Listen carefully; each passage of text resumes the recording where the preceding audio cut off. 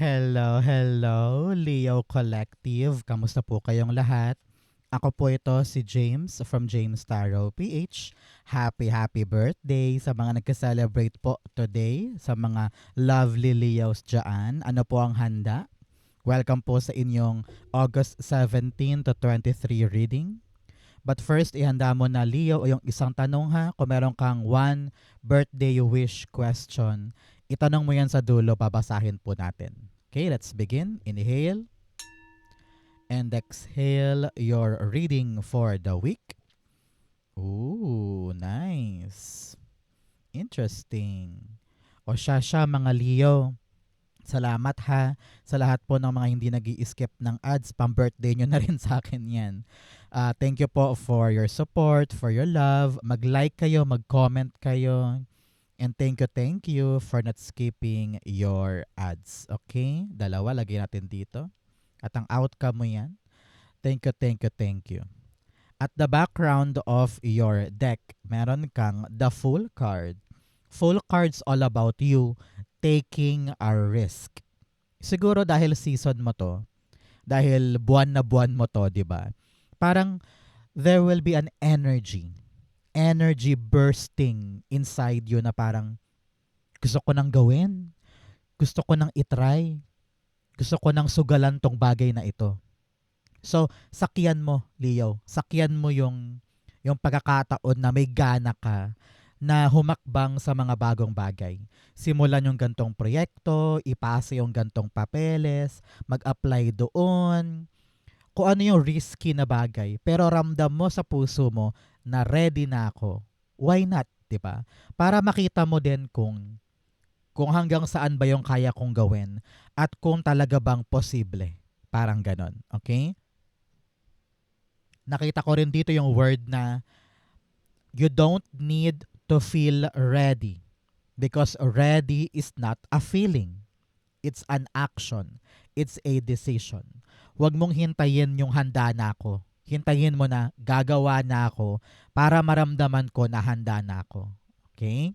So kailangan talaga this is the week of action, week of pagsugal or pagtry na mga unfamiliar na bagay na maaring ikakatakot mo sa simula pero marirealize mo kaya ko pala. Okay? Especially in your core energy, meron kang the Eight of Swords. Naku, heto ka na naman, Leo. Iniisip mo hindi mo kaya, hindi mo magagawa, iniisip mo napaka-imposible, hindi kaya ng katawang lupa ko, hindi kaya ng budget ko. Alam mo, sabi dito, meron ka magagawang paraan na practical sa'yo. Siyempre yung gagawin mo kailangan kaya ng katawang lupa, kaya ng budget mo, kaya ng wallet mo. Pero hindi ibig sabihin no na ay ayoko na, hindi ko na kaya. Meron kang paraan, meron kang magagawa at yun ang dapat mong hanapin. Siguro magsimula ka sa wag mag-isip ng kanigahan. Doon ka muna magsimula. Kapag you think positive, kapag meron kang tiwala sa iyong sarili, yun yung mag-kickstart doon gagalaw yung energy niya para maitawid mo. Palaging may paraan, palaging may solusyon, palaging may magagawa ka. Okay? Clarify natin. The Eight of Swords, ayun lumabas, the Lover's card. Okay. Kung ikaw ay nagkadalawang isip tungkol sa pag-alis sa isang relasyon, unahin ko na muna yung mga may karelasyon dyan na love reading muna tayo. Mamaya yung para sa iba. Sabi dito kung parang feeling mo tied down ka na sa isang relasyon, parang feeling mo time na to walk away and chase your life and fight for your own dreams at lumaya at abutin yung mga bagong bagay na magpapaunlad sa'yo. Ramdam ko dito na parang lalaya ka na. You want out. You want freedom. You want to be independent. At ayaw mo na nakadepende sa kanya pagdating sa mga gagawin mo. So sa mga may karelasyon dyan, ramdam ko dito na you are now setting yourself free. Okay? Congrats, saludo ako sa'yo. Kaya mo yan, good luck. Okay? Sa mga hindi naman love life ang issue, parang nakatali ka sa isang choice na parang ngayon pinagsisisihan mo or parang na-feel mo na ay hindi na pala para sa akin to. Hindi na pala ako masaya. Parang feeling mo wala na akong magawa eh. Choice ko to eh. So, parang nagdudusa ka dyan. Pero sabi ko nga kanina, huwag kang mag-isip ng nega. May paraan ka para makaalis dyan, makabitaw, makagalaw, at makasugal sa isang bagay. Now is the right time for yun na maging matapang at nasa sa kamay mo ang power. At the bottom, the Knight of Wands. Magkaroon ka ng kumpiyansa sa iyong sarili na kaya mo magagawa mo. May darating sa iyong good news this week. Isang magandang balita na magpapalakas ang loob mo para lumaya sa isang choice na ito at lumarga sa bago. Itong bagong ito yung good news. No? So, ma-excite, magalak kapag dumating tayo, laksa ng loob, umandar. Okay? Huwag sayangin tong chance na ito. So, mga Leo, ano po ba yung inaasam mo na gusto mong makuha ngayon na lumapag sa kamay mo? Open your hands like this. Isulat mo sa baba kung ano man yung inaasam mong masalo. Okay? At darating yan this week. In the area of what you need to focus on, the Ten of Pentacles. Mag-focus ka para sa long term. Kung ginigipit ka dito sa isang bagay na parang feeling mo trapped ka or nakakulong ka dyan, kailangan mong isipin na, teka, habang buhay ba ako dito? Habang buhay ko bang titiisin to? Or lalarga na ako para magkaroon ako ng abundance na long term? Takot ba ako ngayon?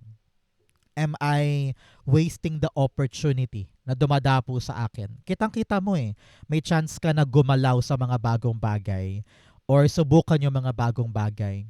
Pero dahil feeling mo nakatali ka dito at minamaliit mo sarili mo or minamaliit ka niya kung sino man to, kaya lalo ka nawawala ng gana at pag-asa na abutin tong malaking potential mo. So now, kung mawala ka sa kulungan na yan, sa preso na yan, sa self-imposed na lugar na yan, and choose to really take sugal on something na talagang pang long term. Halimbawa, ngayong buwan na to, naisip mo, okay, I am now ready na mag-apply pa Korea kahit pa ayaw ng partner ko. Or feeling mo nakatali ka sa isang trabaho na parang walang pag-asenso, hindi ka na po-promote, walang pagtaas ng sweldo, and you feel like, okay, ayoko na maging teacher sa Pilipinas. Susugal na ako papunta sa Korea para maging factory worker, halimbawa.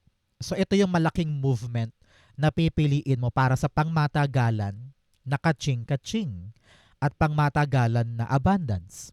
Sa panahon talaga to for you, Leo, a very defining moment that could change the trajectory of your life. Panahon na para mag-decide, panahon na para umalagwa ang buhay.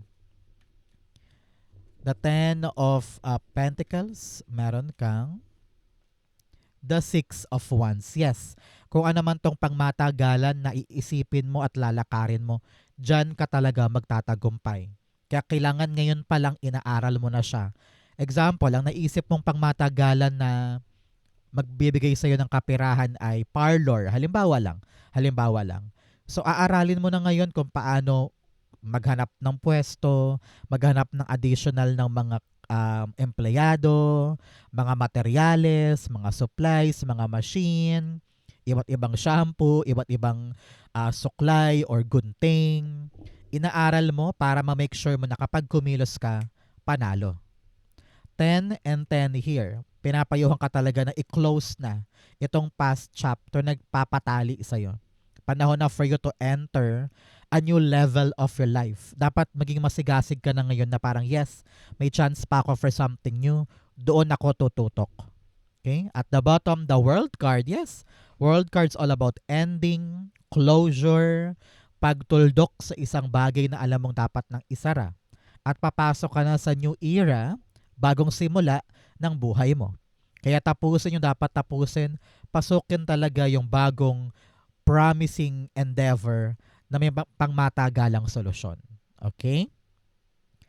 So mga Leo, taga saan po kayo? At ano po ang weather sa inyo? Sa amin maulan, malamig, at talaga namang nakakatamad kumilos today. How are you in your weather today? In the area of what you need, meron kang the Four of Swords. Sabi dito ng iyong spirit guides, ang kailangan mo ngayon magtiwala sa iyong tadhana. Kung ano man yung malulusaw, kung ano man yung iiwanan mo, kung ano man tong papasukin mong bago, just trust God's direction. Ito na yung panahon na pinipivot ka niya eh. Iniiwas ka niya sa mali, iniiwas ka niya sa pangit, sa toxic, sa magulo. At dinadala ka niya sa bagong bagay kahit na parang feeling mo nakakatakot, hindi ako sure, hindi ako sigurado, walang katiyakan. Pero kung alam mo na, sige God, kung talagang ito yung gusto mo sa akin God, I will follow. I will trust you. I will believe in you. Kaya babalik sa iyo yung relax na parang, alam mo, hindi ako dapat mag-alala dahil nandyan si God, okay ako. So dahil may relax moment ka, pumapasok yung positive energy kasi wala kang kanigahan. So mas mamamagnetize mo yung pera, yung abundance, yung magandang opportunity dahil nagtitiwala ka. So magpahinga ka, mag-relax ka, wag masyadong mag-aligaga, wag masyadong matakot, wag masyadong mag-isip-isip, no? Because something good is about to arrive for you. Four of Swords, the Ten of Swords. 10, 10, 10. Sabi dito, ending talaga yan ng hirap, ng uncertainty, ng takot, ng bad karma. Ano, ending na yan. Huwag kang mag-alala. Kaya ipahinga ang sarili, ipahinga ang utak, at huwag nang magpaka-bitter pa sa mga maling bagay. Three of Cups, mag-celebrate ka dahil sa wakas, nakalagpas ka dun. Nakabawi ka na dun. Hindi ka na forever sa estadong ito na dapang-dapa or walang-wala or parang kung meron ka mang inaasikaso ngayon, the suffering will end at makapagpahinga ka na, parang ganon. So ready ka na rin sa mga bagong bagay. Kaya celebrate, have fun, enjoy the outcome na nangyari. Okay? In the area of what's affecting your current energy, meron kang the Eight of Cups. Yes, talagang aalis ka na from this pagkatali or sitwasyon na akala mo forever ka dyan. Pero hindi. May lusot, may solusyon. Meron ka magagawa para makaalis dyan. So congratulations. Kaya kailangan talaga ready ka to decide. Decide on your own. Be independent. Be powerful this time. Be decisive para puntahan yung bagong bagay, bagong lugar, or bagong sitwasyon na talaga namang doon ka sasaya. Doon ka magfulfill at doon ka magsa-celebrate ng magandang buhay mo. Kung ito talaga i-relasyon, unahin ko na muna yung love aspect. Kung talagang ikaw ay mahihiwalay sa isang taong feeling mo tinatali ka o kinukulong ka, panahon na talaga for you to find your own happiness elsewhere. Maaaring hindi ka muna mag-focus sa love life, sabi mo, mag-focus na lang muna ako sa career or pagpapayaman, di ba? So hanapin mo yung kapalaran mo away from this connection na nagpatali sa'yo for a very, very long time. For others, para naman sa ibang Leo dyan na hindi love life ang issue, sabi dito, yung choice mo to walk away on something na nagpapapigil sa'yo ang magdadala sa'yo ng acceleration at bagong experiences. Okay? Halimbawa, yung example natin kanina, yung teacher ka, sabi mo, ay, pinili ko to dati, akala ko mamahalin ko, akala ko aangat ako dito, pero burnt out na ako, maliit ang sweldo, napakaraming workload, puro overtime, pero sa payslip ko, maliit ang sweldo. Sabi mo, ayoko na maging teacher, I will now entertain a job in Japan, halimbawa, bilang DH. Malaki ang sweldo, provided ang family ko, malayo man pero alam kong makakasolve ng problema namin. So, ready kang gawin yun. Parang ganon, no? Parang ganon yung mga balak mo. Clarify natin. The Eight of Cups, meron kang the Seven of Swords. Yes, new strategy. Either talagang nakaramdam ka ng abandonment, pain, or napolitika ka sa ginagawa mong yan, or parang feeling mo pinagkakaisahan ka, na-betray ka, naloko ka, or they let you down.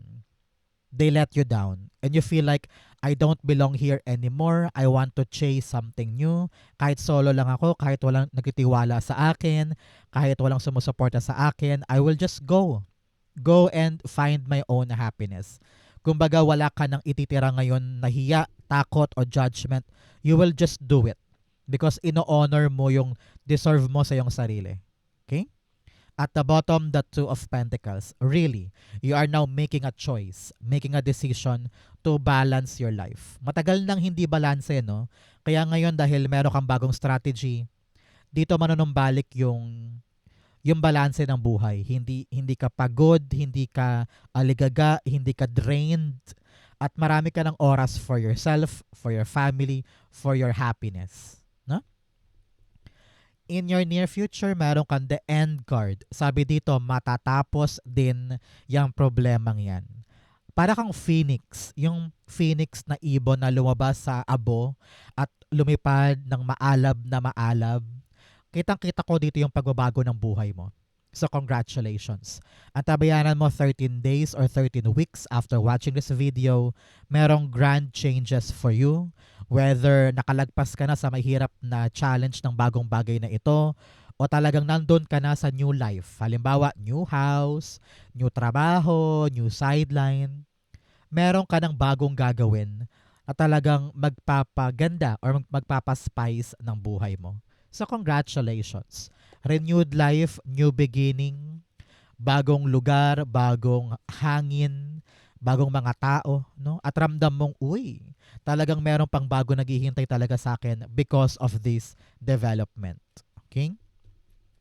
The end card, meron kang the 10 of Wands. 10, 10, 10, 10. Talagang meron kang maraming tens dito, meaning ending, completion, success, paghinga ng maluwag dahil natapos din, dahil ready ka na to take on the next level.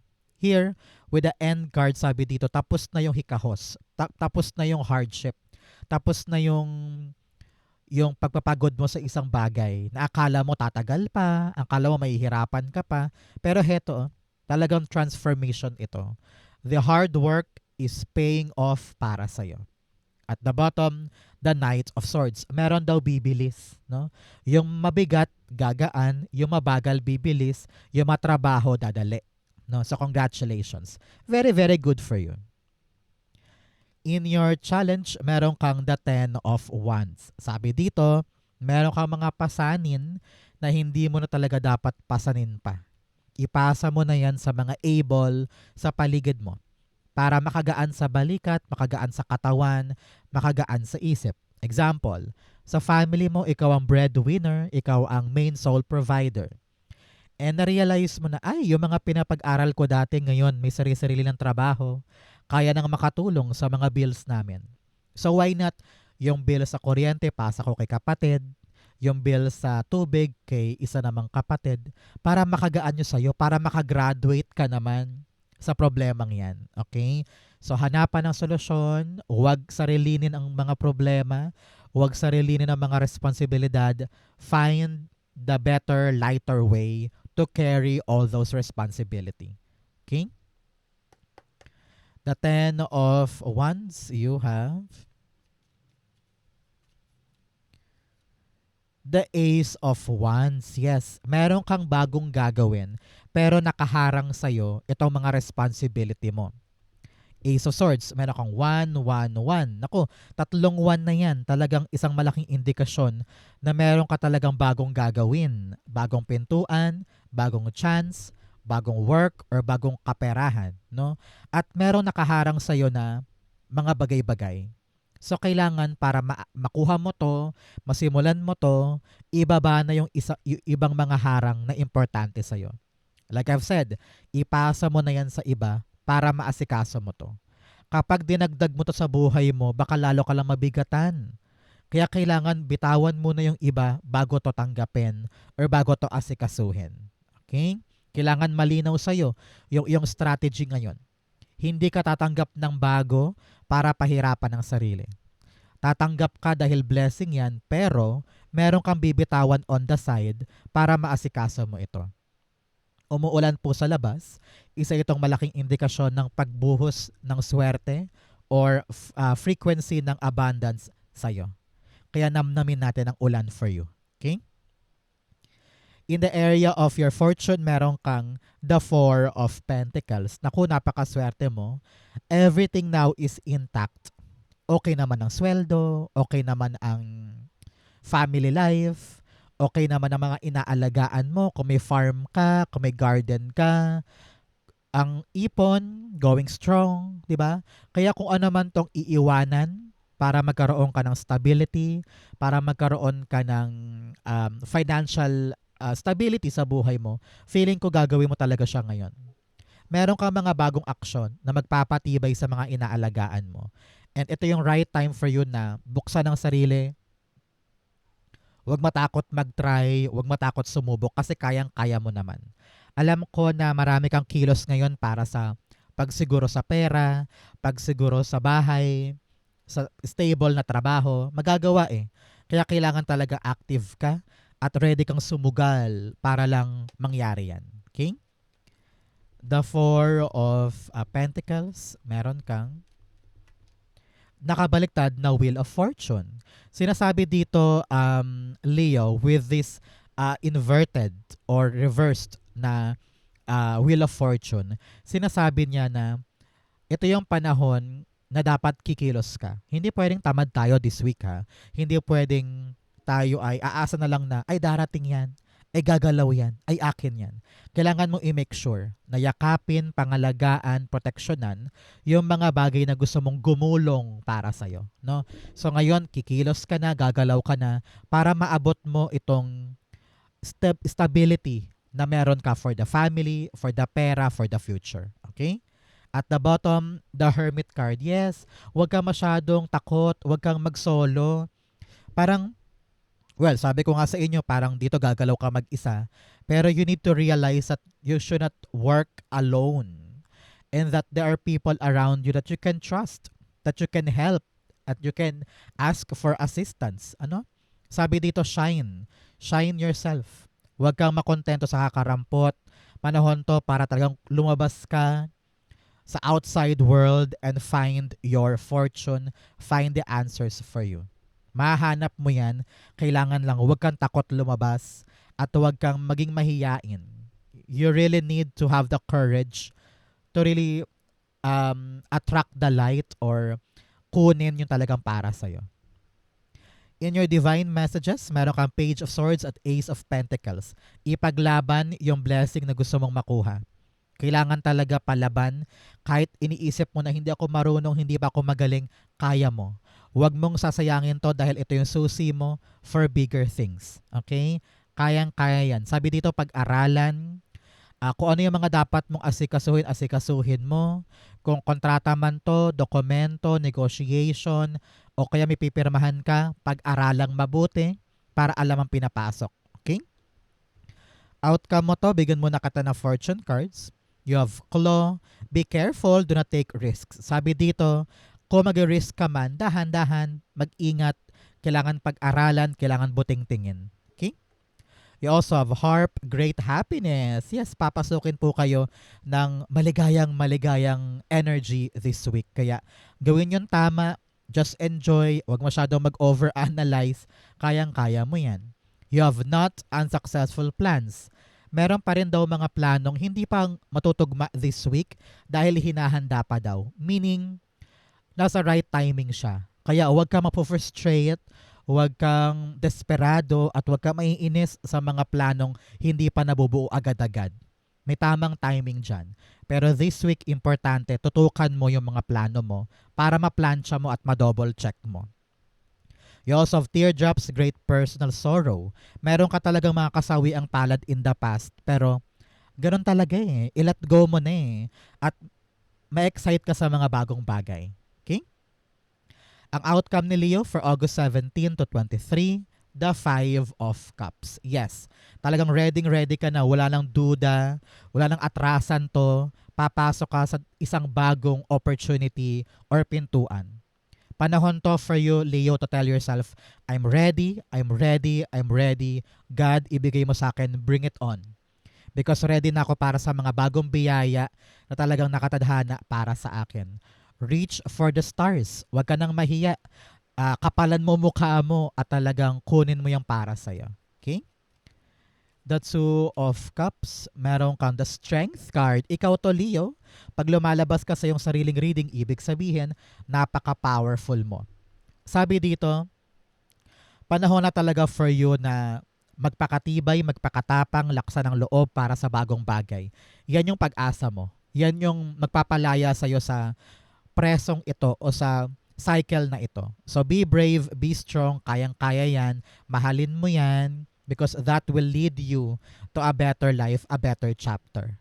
Okay, congrats po. At the bottom, yes, the Page of Wands. Meron ka talagang tatanggapin, kukunin, sasaluhin, or sisimulan na bagong bagay. Be brave. You can do this. I'm rooting for you, kaya congrats in advance. Okay? Let's go na, Leo. Sa iyong isang tanong, isang sagot, mabilisan lang to. Think of your one question. Inhale and exhale. The answer to your question, meron kang the Three of Pentacles, the Ace of Pentacles, and the Two of Swords. At the bottom, you have the Ten of Wands. Sabi dito, huwag kang matakot sumuong sa hard work. Yung question mo, it requires your hard work. At kailangan mo mag-decide ngayon ha, na parang kapag nakikita mo na, ay, matrabaho, ay, ang daming dapat gawin, ay, ang daming kailangan kong asikasuhin, ayoko na. Ang bigat-bigat pala. No.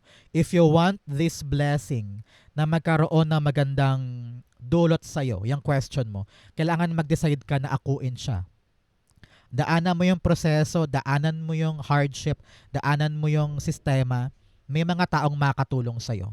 Kaya collaborate and cooperate with these people para gumaan yung andar patungo sa gusto mong makuha. Kaya open your eyes, open your heart, and take action on something na talagang iyong-iyo. Okay? So be brave, be decisive. This is something good, kaya wag sayangin. Ipakita mo na kaya mo and makipagtulungan ka. If you're waiting for a yes or no, the answer is yes. Meron, maganda to, kaya learn to really be a team player now. Okay? So Leo, happy birthday ha. Sa mga nag-celebrate ngayon, happy Leo season and mag-enjoy po kayo sa inyong special occasion. Ito po ang inyong isang tanong, isang sagot. Ganon din po ang inyong August 17 to 23. Saan po kayo nakaresonate? Comment below. Babasahin ko po yan. Thank you mga mahal kong Leo for watching hanggang dulo. I love you. This has been James for James Tarot PH. God bless everybody.